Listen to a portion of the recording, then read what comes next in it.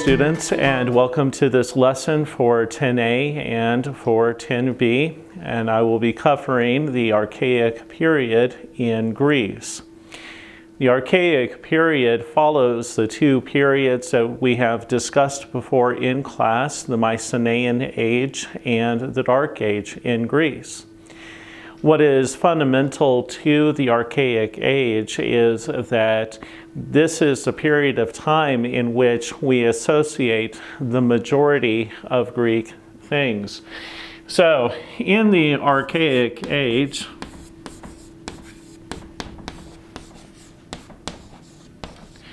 we see the development of several different Greek forms.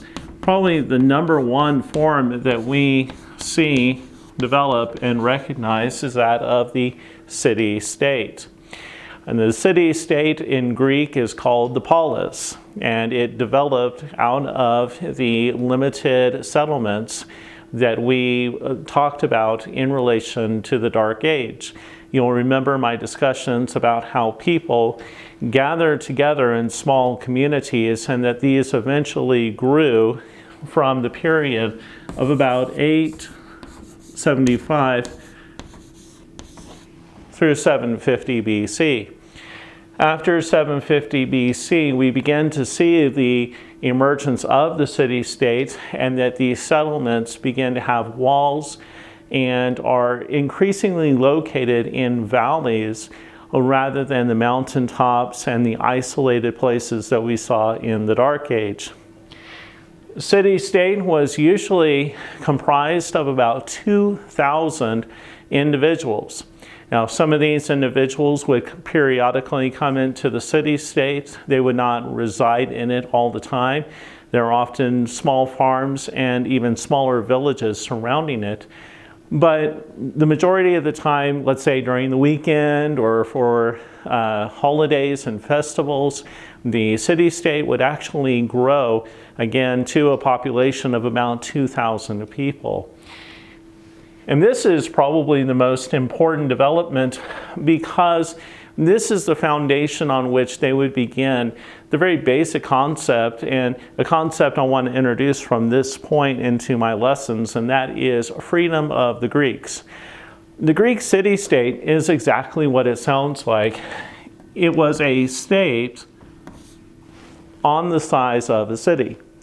So each city had its own military, its own economy, its own government, and was self-supportive. And these city-states often fought with other city-states that may have just been on the other side of a mountain range or a river or some other natural obstruction. Some of these city-states were even within walking distance, and yet they tended to come into frequent conflict with each other and have periodic wars. And the city-state was also the foundation for what we know as democracy. There were 150 known city-states in Greece. And so they had a range of governmental systems which went all the way from Sparta, which was oligarchy, and I believe we have discussed some of these ideas about the Gerousia and the double kingship that we saw in Sparta, all the way to very unlimited democracy in Athens.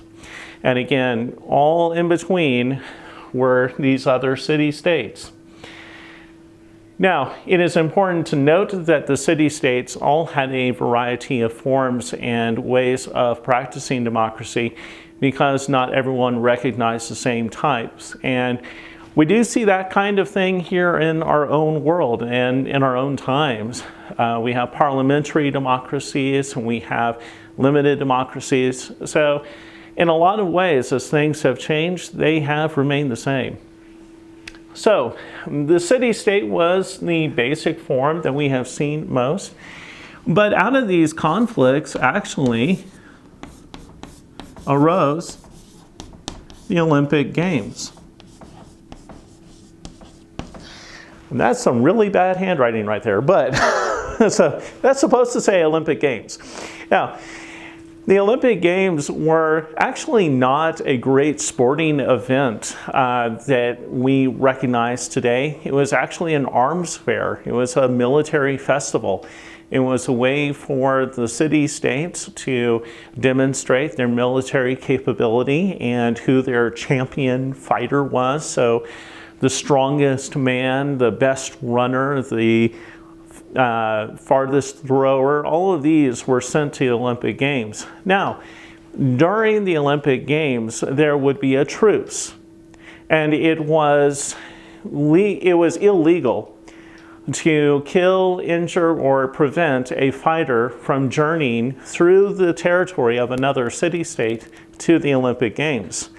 And so it was also a recognized custom to give a potential fighter food and to give them sustenance. So we see in a lot of ways that, again, many of our forms that we practice today still happen. Many times the Olympic Games are held in countries with different levels of relations between each other, but the teams still travel to those locations and they participate in the games regardless of their political or other stances.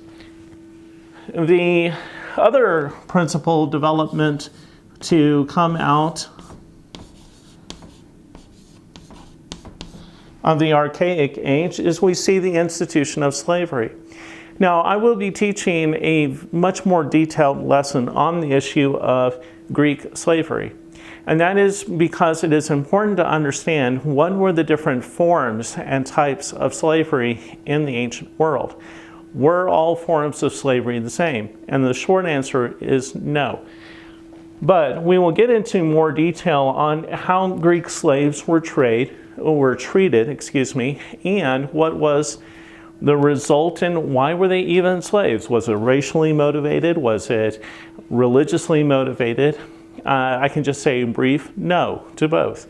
It was actually largely the result of conflict, the conflict that I've been talking about between the city-states, and that these would be the captured participants in war. And finally, but very importantly,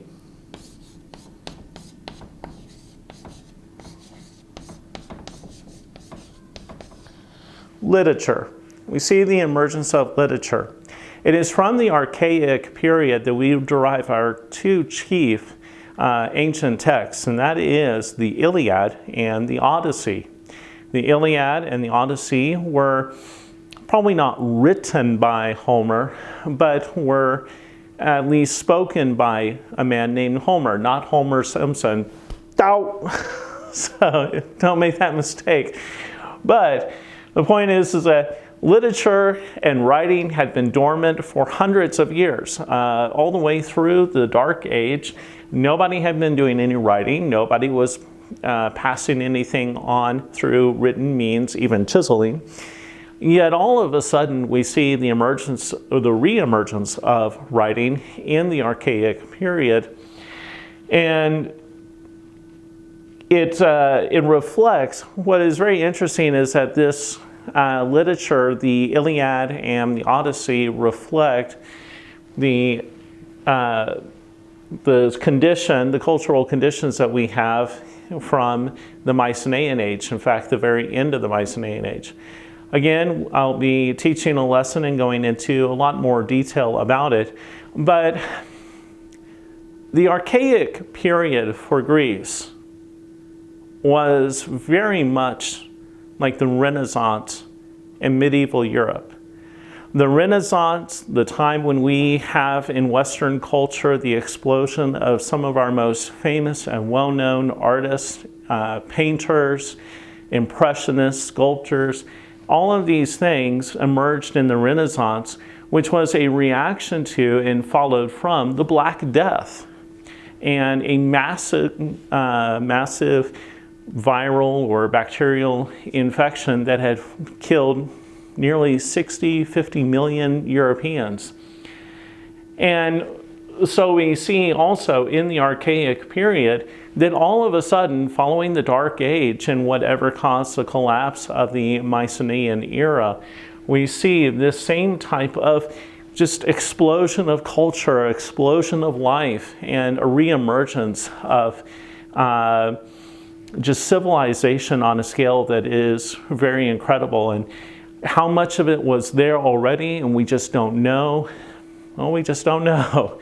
But that is something that we are still researching and working on. Thank you for your attention, and I look forward to seeing you at our next lesson.